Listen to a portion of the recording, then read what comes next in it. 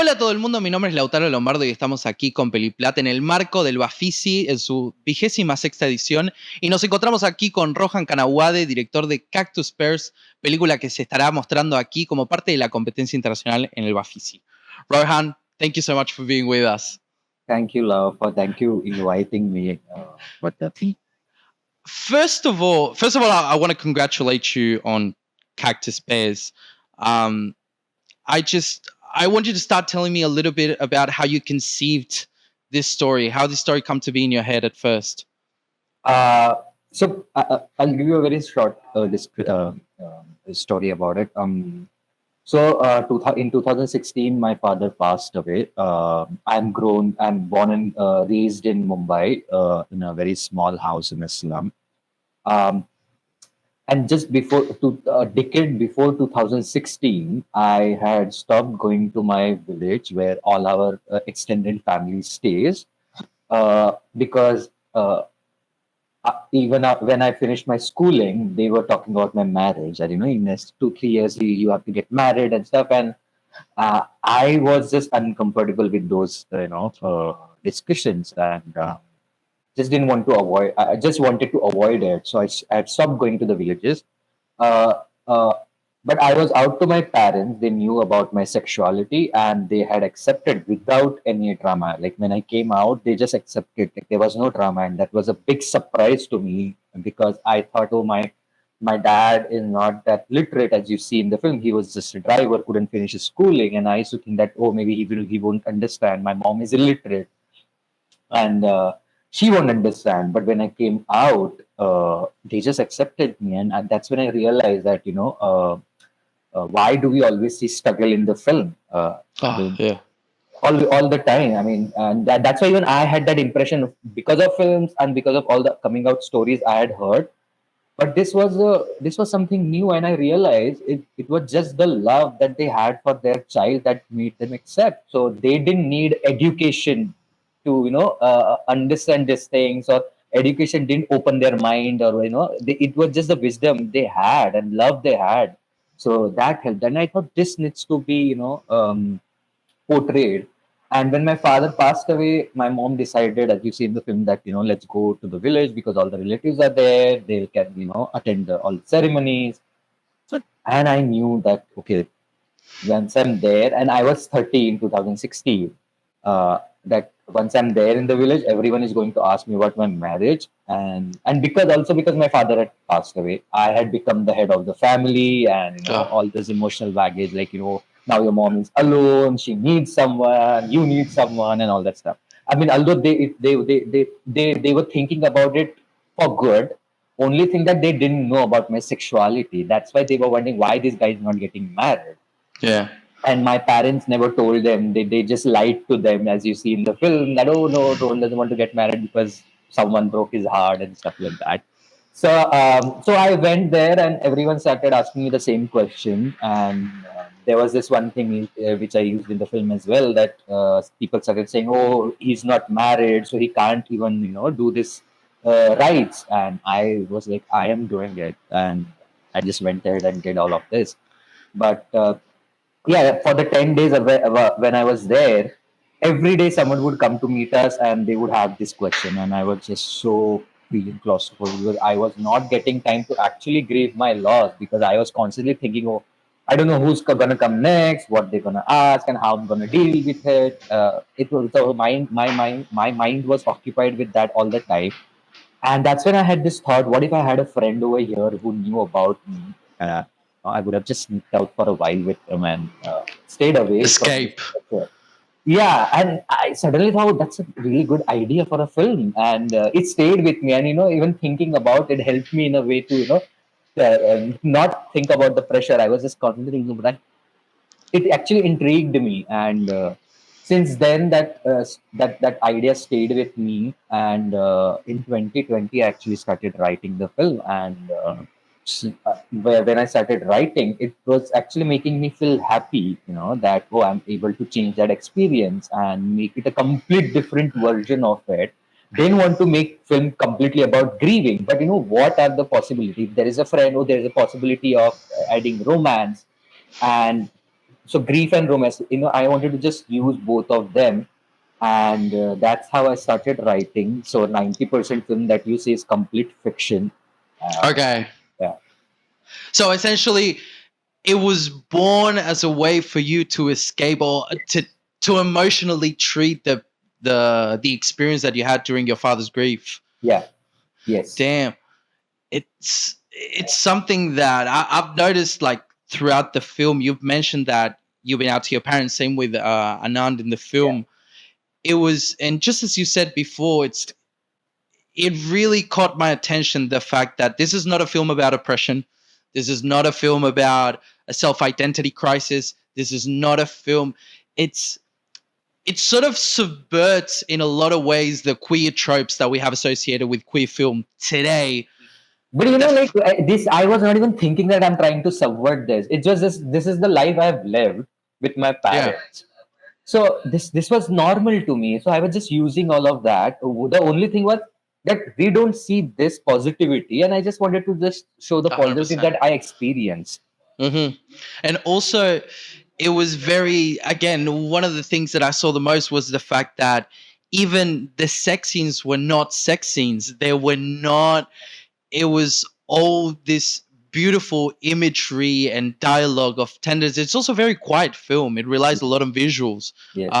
How did you envision that in the first place as a quiet film without not so much dialogue, or was that something that just came along as you processed it? So I think there are a lot of dialogues, but the thing that people don't realize is that there are lots of dialogue, because I was trying to write it in a realistic manner and not the way we usually are, trained to hear dialogues. Yeah. So that is one of the reasons that you don't feel, oh, people are talking a lot, but they are. That's the whole point. Whenever I am writing, I try to write it lifelike. So yeah, I mean that's the thing. So, and yeah, of course, quiet in a way. Of course, I wanted to make a tender film. That was the whole point. But uh, also I wanted to create a portrait of that time, meaning the silences that I experienced, the slowness that I experienced. Because for the 10 days, me and my mother, we were in the house, and all the relatives, my uncles and my aunties, they would go to the farm for their work. And my cousin Bajrang, who was a vet, he would go on his visits. His wife would be in and out of the house throughout the day. So it was just me and my mother, either sitting inside the house, sitting in the veranda, sometimes talking, and most of the time just quiet. So I was just experiencing that silence and slowness, looking at the village, that wide, um, just the nature. So I just wanted to incorporate all of that, and that was the reason that you know see the film the way it is, and that was the decision I had taken even before writing, that there won't be any background music, and everything will be still, still camera, static camera style, and I need to use the nature, the sound of nature, to actually create this world. And actually, that allowed me to create a natural, layered soundscape. And I'm actually so happy that I have the sound designers on board, Anirban Bortakur and Naren Chandavarkar. So it was Anirban's idea that during sound design, that we go to village again and go to all the locations and record sounds at different time of day. So we went and we went to all those locations and we just recorded live. And in surround sound, because I always wanted that this 360-degree soundscape in the film. I'm not too sure if you got to experience it in Dolby. Oh, hell yeah. Hell yeah. Because like we had a surround system in the theater, and you could hear like the sounds of the family happening at the back, and you could you could, because I wanted to create life, that there is world around Anand as well. Anand is not the only one here present, and there's life happening around. I just wanted to give an experience of that, because when I was in the village, I could hear everyone, and because the villages are quiet, and this village is in the mountain, you can even hear very distant sound because it reflects from the mountain. So I wanted to create that feeling. So we went, and I knew that sound will take longer, We actually spent a year working on sound. So sound designers like spent 1600 plus hours working on it. So that that that happened, and most of the sound design was incorporated in the script. I had written everything because I wanted that whenever someone reads the screenplay, I wanted them to get the whole idea of the film in a way, what kind of film it is and how, what's the tone of it. So it was always written, but while designing also, both my sound designer also built on it, came up with some new ideas, and and that's what you Just help see. build the world around. Yeah. 100%. You just mentioned the script, and there is something that caught my attention, and maybe you can correct me. Maybe it's a cultural difference, or maybe something that I haven't picked up on. The fact that in the conversations that Anand has with Balia, with his mother, with his family, I realized that you refrain from using words like boyfriend, gay, and you instead use words like special friend. I was wondering what was the intent behind that, or was that to sort of give a universality to the story? What was that about? So I mean, uh, even in heterosexual way, I would say maybe now people must be using words. The young couples must be using words like boyfriends and girlfriends. But when I was there and in remote areas, people who are not really that literate, I never heard them using these words, boyfriend or Yeah. girlfriend. Okay. They use, they say that, so I'm just trying to, he's my special friend, but then I wanted to use that word in a different context here. And I knew that people will understand what it means, and you don't really have to use, this cliched word all the time. And I wanted to stay true to this world. And in here, in this world, I didn't think that someone like Baya would use a word like boyfriend. And Yeah. when I was also talking to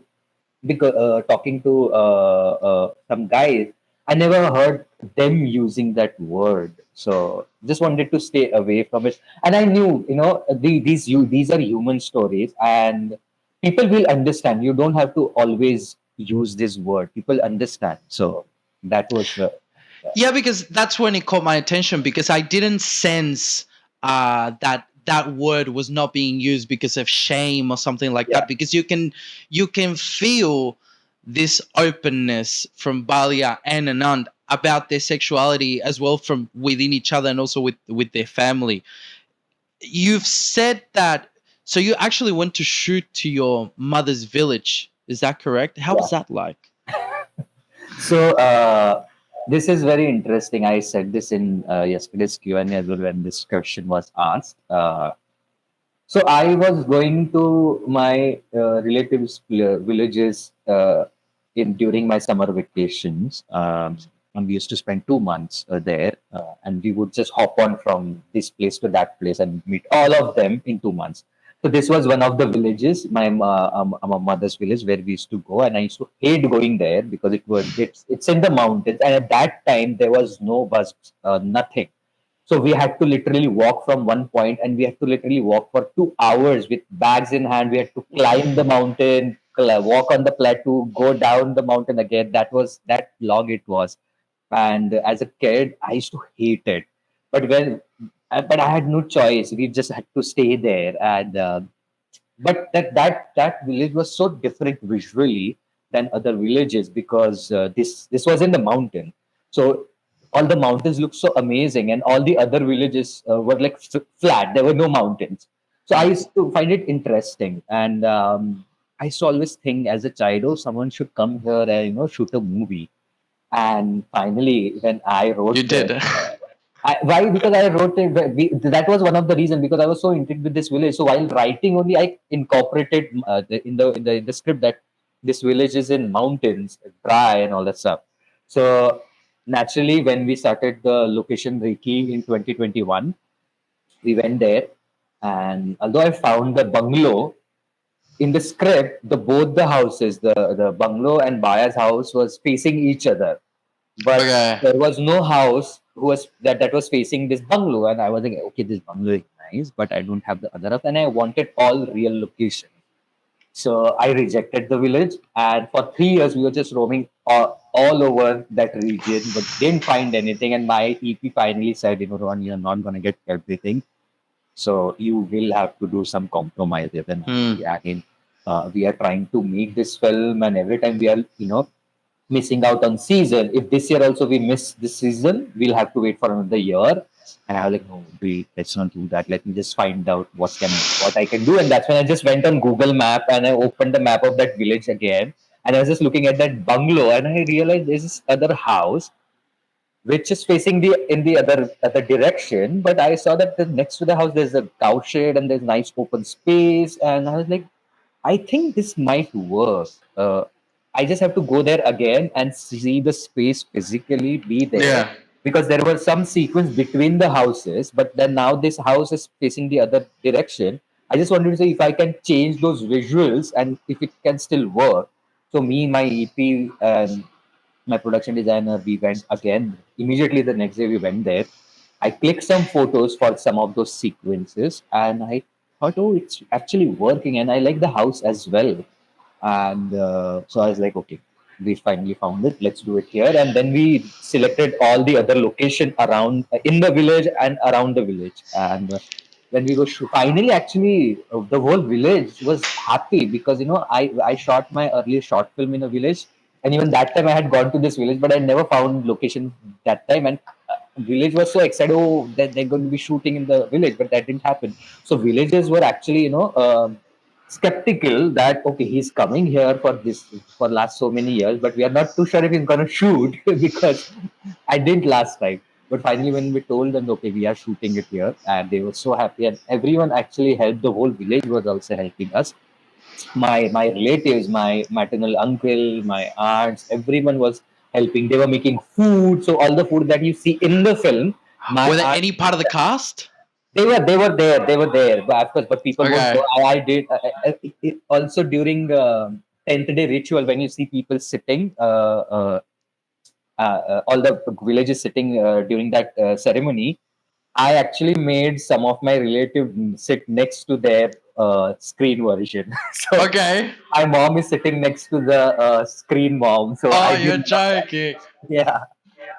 Well, it feels like this just movie came out to be just this very organic process that it just feels. I don't want to be I don't want to be like cheesy, but it's really honest and it's really, like I said, organic. I was wondering how did you work that with the actors, because that naturality and that realism is palpable all throughout the film. How did you work that with the actors portraying Anand and Balia? How did you actually did you manage to find local extras, or did you outsource them from somewhere else? How did that come out? Okay, so as I said, that everything was written, so the dialogue was written in a way that feels real. So when the actors and everyone read it, they got the tone. And of course, I also told them that I want film to feel very real, and don't try to act. Just be as natural as you can. Just imagine how you would do it in real life. You're here, and I want you here. that I had to do it with the village cast, as in the relatives. So all the actors are professional actors. Okay. So the two boys, they studied acting. They are doing theater, but it's their first feature film, which is actually the first time they were facing the camera. But they've been doing theater, and that's where when they were studying acting, that's where they both met, and they have been friends since then. They are working together, developing plays together. And so Bhushan, Anand was the first one whom I selected, but even I found him after 3 years. So casting went for 3 years, and I found him at the end of the 3 years duration. And when I finalized him, I told him that, I'm sure you have other actor friends, and can you suggest someone for Maya's character? I mean, I'm sure you know a lot of people of your age, so and I want similar age. And if you have anyone from that same region where we are going to shoot, it will be great. And he said, my best friend is actually from there.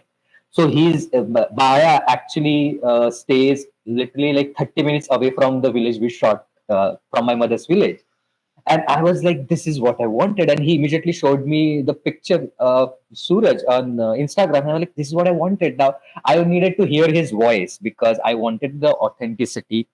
The reason I wanted Baya from that region, because of the same reason, authenticity, the look, the language, body language, everything.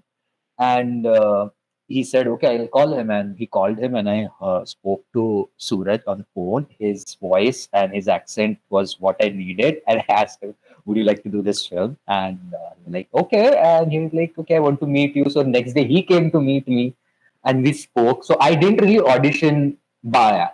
I just went in blind, and I was like, okay, he has everything. And Bhushan said that, the kind of acting you need, he will do it. And I just trusted and I went ahead, and that's how I selected both of them. Mother was the first one to came on board. She came, I selected her in 2021 actually.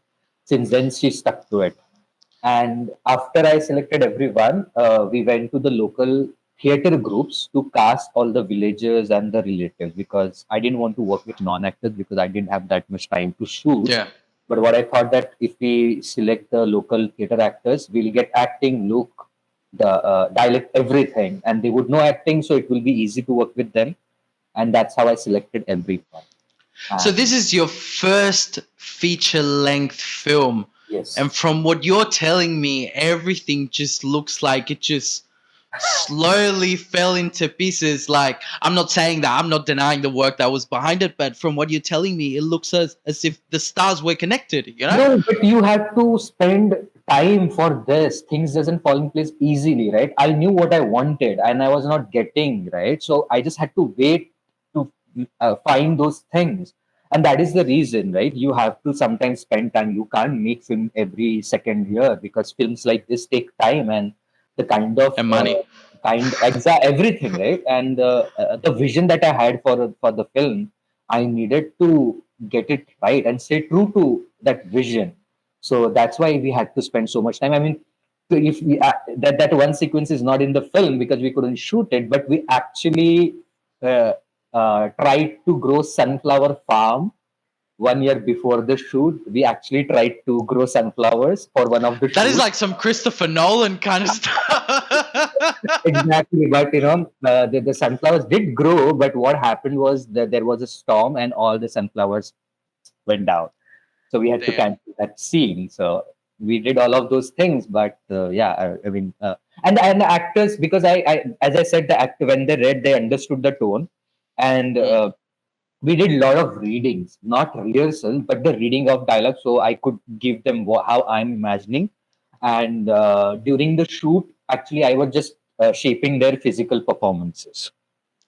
Well, like we've talked about in this past half an hour, this Cactus Pears just is, it's a very, very personal film from what you're telling me. It touches on so many themes, so many emotions: loss, pressure, longing, tenderness. I was wondering, for the people that haven't watched the film and for the people that will go see the film, and it's still showing for a couple more days here, I was wondering, what do you hope audiences feel when they leave the theater? I just feel that they got a really warm, tender hug from the film. Beautiful. Thanks, Because that's what I Rohan. was even telling, during the pitches, that I just, even though this film is set during grieving period, it's not a sad film. I don't want It's to. not a sad film. It I really just want isn't. audience to sit in the theater, and I just hope that film gives them a warm hug. That's all I want. It surely will, Rohan. Well, thank you so much for being here with us. And damas y caballeros, estuvimos con Rohan Kanawade, director de la película Cactus Pears, que se estará estrenando aquí en el BAFICI por parte de la competencia internacional.